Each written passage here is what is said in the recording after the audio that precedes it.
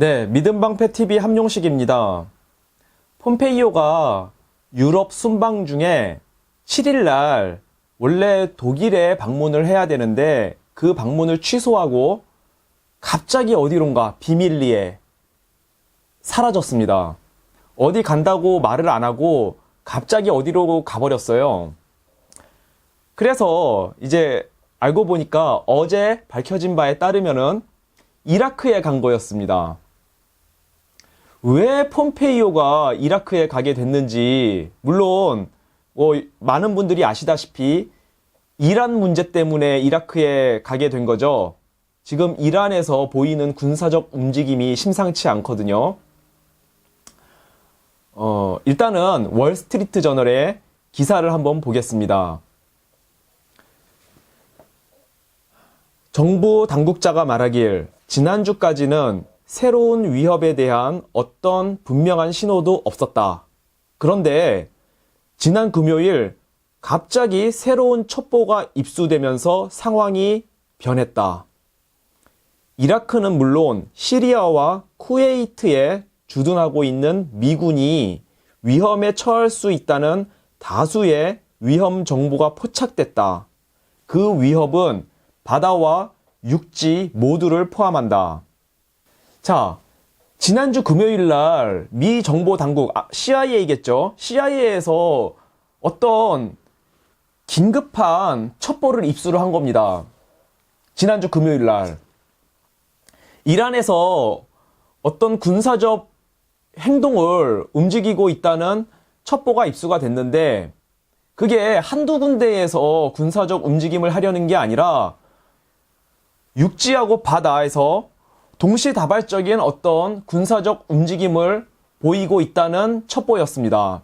일단은 육지에서는 어떤 군사적 움직임이냐면은 이라크, 첫 번째는 이라크, 그리고 시리아, 쿠웨이트, 여기에 주둔하고 있는 미군의 군사적 공격을 하려고 한다는 첩보가 입수가 됐고요. 특히 이라크. 자, 이라크에는 시아파 민병대가 있거든요. 그 시아파 민병대는 그동안 줄곧 이란의 지원을 쭉 받아왔고 뿐만 아니라 이란에서 직접 군사훈련을 받기도 했어요. 근데 그 시아파 민병대가 이제 그래 왔는데 근데 이제 갑자기 몇 년 전에 IS라고 하는 변종, 극단 이슬람 원리주의 폭력 단체가 발생했지 않습니까? 그 IS 때문에 그 IS가 공동의 적이 된 거죠. 미군에게도 적이 된 거고 시아파 이슬람 민병대에도 적이 된 겁니다. 그래서 미군과 시아파 민병대 사이에, 이라크에 있는 시아파 민병대 사이에는 그 비공식적인 휴전이 맺어졌었어요. 그리고 둘이 힘을 합해서 이 IS를 퇴치하는데 집중을 했단 말입니다.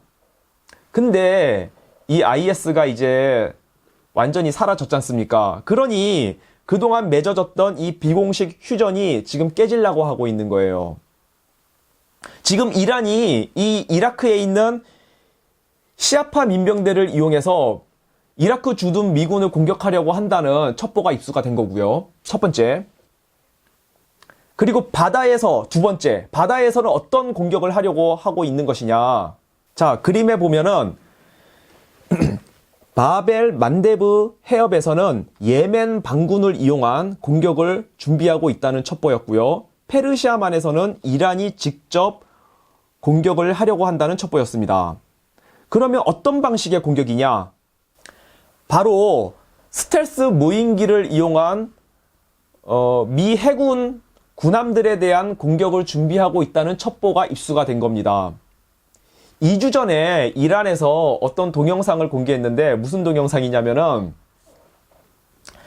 미 해군 드와이트 아이젠하워 항공모함 전단이 그 호르무즈 해협을 지나가고 있는 영상을 찍은 건데 그게 어떻게 찍은 거냐면은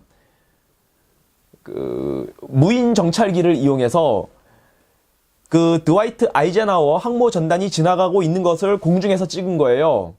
그렇다면 이건 스텔스 무인기거든요. 일반 무인기라면은 레이더에 포착이 됐겠죠. 그 항모 전단에는 항공모함만 가는 게 아니라 이지스 구축함, 이지스 순양함 이런 것들이 같이 호위하면서 따라가지 않습니까? 그 이지스 레이더에 걸리죠. 일반 무인기면은, 일반적인 드론이면은. 그런데 그게 스텔스 드론이었던 겁니다. 한번 그 영상을 보시죠.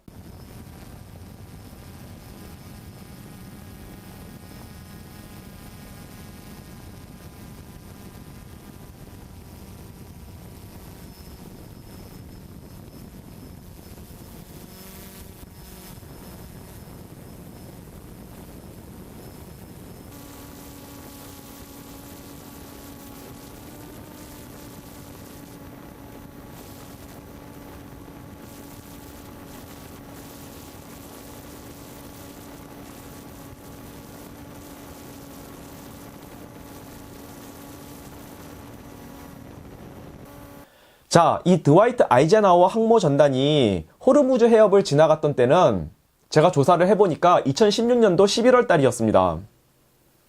그러니까 벌써 2년 반 전에 이거를 촬영했다는 거 아니에요. 그 당시에 벌써 이란의 스텔스 드론에 대한 기술력이 상당 수준에 와 있었다. 자, 스텔스 전투기, 스텔스 전폭기 이런 거는 그 스텔스 성능을 구현하려면 상당한 기술력이 필요하죠. 그거는 아직까지는 미국밖에 못 만들어요.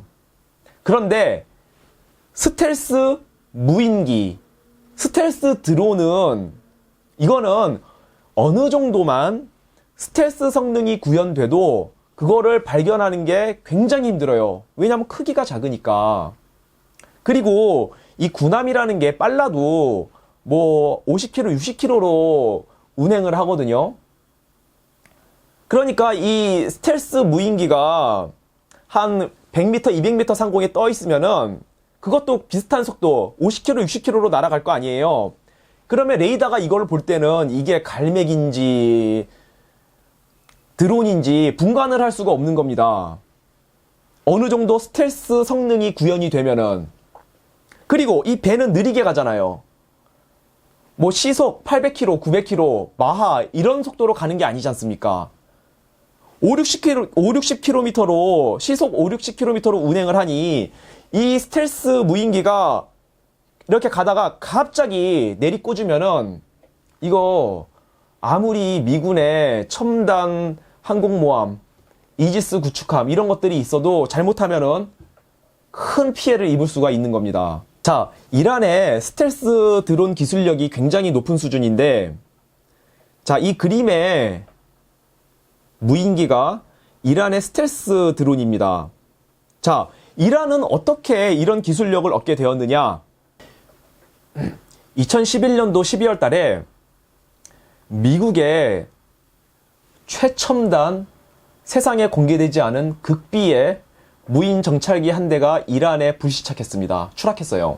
그걸 이란이 포획해가지고 그 당시 최첨단 스텔스 무인기 성능을 이란이 다 카피한 것 같습니다. 그 스텔스기 이름이 RQ-170인데요. 그 당시 그거는 세상에 공개되지 않은 정말 극비의 스텔스 무인 항공기였어요. 이 그림은 이란의 F-313 스텔스 전투기입니다. 예전에 이란이 스텔스기를 개발했다는 뉴스가 나왔던 적이 있거든요. 그게 바로 이거예요. 당시 서방에서는 야 저거 그냥 작아 스텔스기다 이렇게 혹평을 했는데 이란이 무인기 드론에 대해서는 스텔스 성능을 어느 정도 구현한 것으로 판단이 됩니다. 지금 이 스텔스 무인기 기술이 시리아에도 지금 전해지고 있거든요. 그래서 이스라엘이 이것 때문에 굉장히 골치를 썩고 있어요. 자, 그렇다면은 이란은 왜 미국의 군사 행동을 하려는 것입니까? 뭐 다 아시겠지만 첫 번째는 미국이 이란의 원유 수출을 완전히 제로로 만들려고 하고 있습니다. 미국 당국이 이제 항상 하는 말이 있어요. 영어로. We are trying to drive Iran's oil export to zero. 이란의 오일 수출을 제로로 만들려고 하고 있다. 우리는. 그리고 이란이 군사행동을 하려는 두 번째 이유. 미국이 지난달에 이란의 이슬람 혁명 수비대를 테러 단체로 지정했습니다. 자, 이 이슬람 혁명 수비대가 뭐냐? 원래 이란에 정규군이 있어요. 이슬람 공화국군이라고 하거든요. 그렇다면은 이슬람 혁명 수비대는 무엇이냐? 이슬람 혁명 수비대는 이란의 최고 지도자 아야톨라 알리 하메네이의 사병입니다. 이거는 하메네이가 군부를 두려워해서 만든 일종의 무장 친위대예요. 따라서 이 이슬람 혁명 수비대는 아야톨라 알리 하메네이의 그 사금고 역할도 하는 거죠. 그러니 이슬람 혁명 수비대는 이란의 뭐 건설, 통신, 항만, 그리고 각종 사치품 유통 이런 것들을 주무르면서 가히 이란의 경제 GDP의 30-40%에 달하는 그런 어마어마한 경제권을 손에 쥐고 있는 그것도 무장단체란 말입니다. 자, 이거를 미국이 테러 단체로 지정했어요. 그러니 테러 단체로 지정됐다는 것은 이제 글로벌 경제 활동을 할 수 없게 됐다는 뜻입니다. 금융거래를 할 수 없게 됐다는 뜻이에요. 한마디로 이란의 정치, 종교, 기득권 이들의 돈줄을 완전히 싹 말라버리겠다는 미국의 어떤 지금 작전이 들어간 겁니다. 그러니 이란 정권이 지금 난리가 난 겁니다. 자신의 돈줄이 다 말라버리게 생겼으니 그래서 지금 뭐 전쟁도 불사하겠다고 하는 거예요. 자, 그래서 그 이란의 군사적 그 돌출 행동이 어디서 먼저 터졌냐? 이스라엘에서 먼저 터졌습니다. 지금 며칠 전에 이스라엘 가자지구에서 거의 5년 만에 가장 큰 교전이 발발했거든요.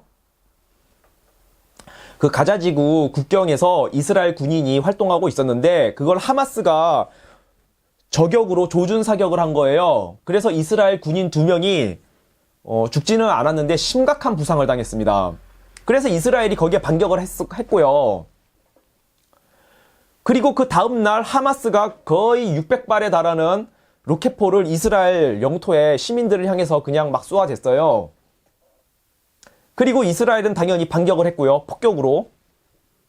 그래서 지금까지 그 하마스하고 팔레스타인 쪽에서는 29명이 사망했고 이스라엘에서는 시민이 4명이 사망했습니다. 그리고 팔레스타인하고 이스라엘 총 합해가지고 수백 명이 부상당했고요.